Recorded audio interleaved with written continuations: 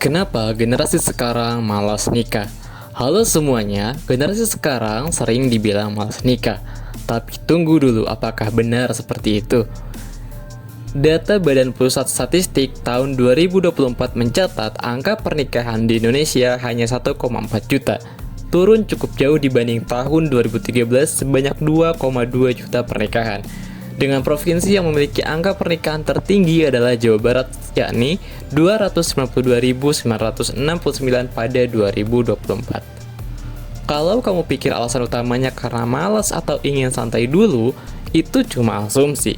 Lantas, apa sih alasan utamanya? Nah, di video ini kita akan bahas kenapa tren menikah semakin mundur, faktor-faktor utama yang mempengaruhinya, dan kenapa istilah malas itu kurang tepat digunakan. Kalau menurut kamu sendiri, kira-kira kenapa angka pernikahan semakin menurun? Jawab di kolom komentar ya.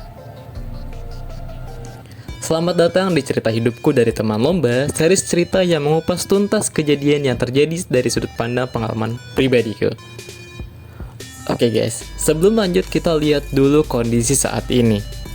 Belakangan, kita sering disuguhkan oleh teknik marketing KUA. Bahkan, kalau ada postingan atau konten yang mengarah ke keharmonisan keluarga ataupun pernikahan, banyak yang komen, hati-hati, ini marketing KUA. Di sisi lain, KUA sekarang mulai melakukan strategi yang cukup agresif untuk bisa mengajak atau mempengaruhi generasi muda untuk bisa menikah. Dari mulai postingan di sosial media, bonus atau hadiah apabila menikah di suatu KUA, turun langsung di kegiatan Car Free Day, hingga tepuk sakinah yang sudah melegenda dan membuat terngiang-ngiang di kepala kita. Bahkan mungkin banyak dari kita yang sampai hafal liriknya.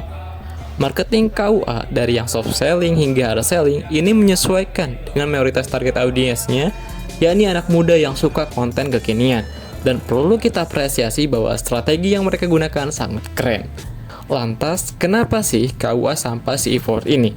Kalau dari data Badan Pusat Statistik tahun 2025, jumlah penduduk kategori pemuda sekitar 66,83 juta jiwa atau sekitar 23,5% dari total penduduk Indonesia. Dari angka tersebut, hanya 27,92% yang berstatus kawin. Sisanya, 71% belum kawin atau 3 dari 4 pemuda belum berstatus kawin di 2025. Nah, kalau kita sudah lihat gambaran besarnya, sekarang pertanyaannya, apakah sebenarnya alasan paling mendasar di balik keputusan menunda menikah ini? Apakah benar karena malas? Kalau ditelusuri lebih dalam, satu faktor hampir selalu muncul di urutan pertama. Salah satu alasan paling kuat kenapa banyak anak muda menunda menikah adalah situasi ekonomi. Menurut laporan IDN Research Institute, tekanan finansial menjadi faktor utama alasan generasi muda mempertimbangkan untuk menikah dan memilih child free. Generasi muda sekarang dihadapi dengan ketidakpastian finansial, seperti gaji yang stagnan, biaya hidup yang tinggi, dan harga rumah yang tidak terjangkau. Sehingga menikah dipandang sebagai beban finansial yang besar, termasuk biaya menikah yang mahal, pilihan antara menabung untuk rumah atau masa depan dulu, dan pekerjaan yang belum stabil. Menurut data Badan Pusat Statistik tahun 2025, jumlah pengangguran di Indonesia pada Agustus 2025 sebanyak 7,46 juta orang. Di sisi lain, kalau kita melihat jumlah lowongan kerja yang tersedia, data BPS menunjukkan per tahun 2024 ada sekitar 630.000 lowongan kerja yang diperebutkan oleh sekitar 909.000 orang. Tahun sebelumnya bahkan lebih parah. Pada 2023 terdapat 1,9 juta orang yang mencari kerja, sementara hanya tersedia 216.000 lowongan pekerjaan. Kemudian, angka ini juga diperparah oleh tingginya angka PHK. Menurut data Kementerian Ketenagakerjaan, terdapat 88,5 ribu orang yang mengalami pemutusan hubungan kerja atau PHK selama tahun 2025. Tekanan ekonomi ini bukan berdiri sendiri. Ia berkorelasi langsung dengan satu pilihan besar yang diambil banyak anak muda sehari ini. Di tengah kondisi finansial yang belum stabil, banyak generasi muda yang akhirnya menggeser fokus hidup mereka. Banyak anak muda yang menunda menikah karena memprioritaskan pendidikan dan karir. Generasi Z dan juga milenial hari ini hidup di era yang sangat kompetitif. Banyak dari mereka yang memilih untuk melanjutkan pendidikan lebih tinggi atau mengejar kestabilan karir terlebih dahulu sebelum memikirkan pernikahan. Survei Populix tahun 2025 menunjukkan bahwa 53% responden menunda pernikahan karena ingin fokus pada karir. Ini menunjukkan bahwa pernikahan tidak lagi dianggap sebagai target usia tertentu, tapi sebagai keputusan hidup besar yang ingin diambil ketika kondisi sudah lebih siap baik secara mental, finansial, maupun karir. Di sisi lain, realita dunia kerja yang penuh persaingan membuat banyak anak muda merasa kalau belum stabil secara karir, bagaimana bisa bertanggung jawab pada pasangan dan keluarga. Jadi, menunda menikah di sini bukan karena tidak mau berkomitmen, tapi karena ingin memastikan fondasi hidupnya kuat terlebih dahulu.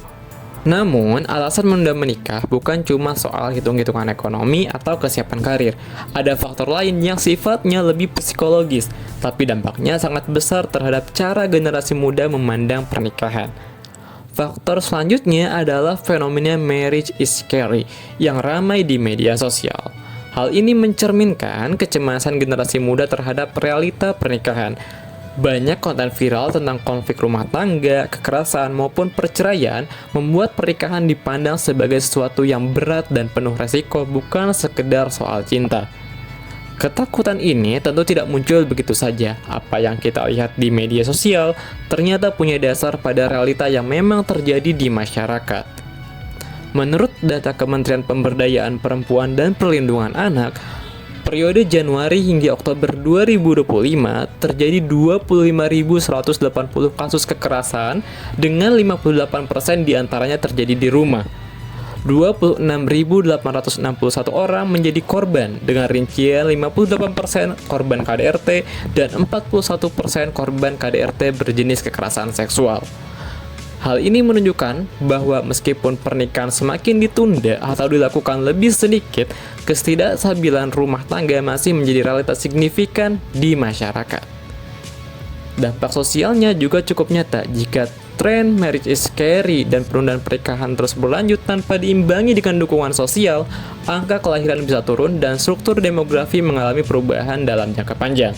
Namun, banyak pakar berpendapat sikap lebih hati-hati terhadap pernikahan bisa jadi hal positif selama disertai dengan pendidikan tentang hubungan yang sehat, kesiapan mental dan emosional, serta dukungan kebijakan sosial yang memadai.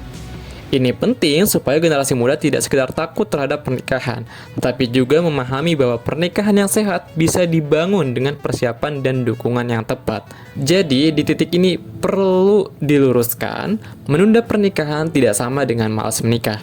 Banyak yang tetap ingin menikah, tapi mereka menunggu waktu yang tepat secara finansial, mental, hingga karir. Generasi sekarang tidak anti keluarga, mereka hanya realistis. Mereka paham kalau menikah itu bukan cuma soal cinta, tapi juga soal tanggung jawab jangka panjang.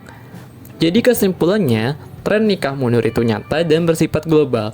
Banyak faktor seperti ekonomi, karir, pendidikan, dan perubahan nilai sosial yang mempengaruhinya. Dan yang paling penting itu pilihannya dipertimbangkan secara matang, bukan sekedar karena malas. Nah, terakhir sebelum video ini berakhir, kalau kamu punya pengalaman atau pendapat sendiri, tulis di kolom komentar. Menurut kamu, menunda nikah itu pilihan atau respon terhadap realita hidup saat ini? Terima kasih sudah menyimak video ini hingga akhir. Jangan lupa like jika suka videonya, share jika video ini bermanfaat, dan subscribe bila ingin melihat video lainnya dari channel ini. Kalian juga bisa rekomendasiin aku di kolom komentar, kira-kira next video aku harus bahas apa. Terima kasih.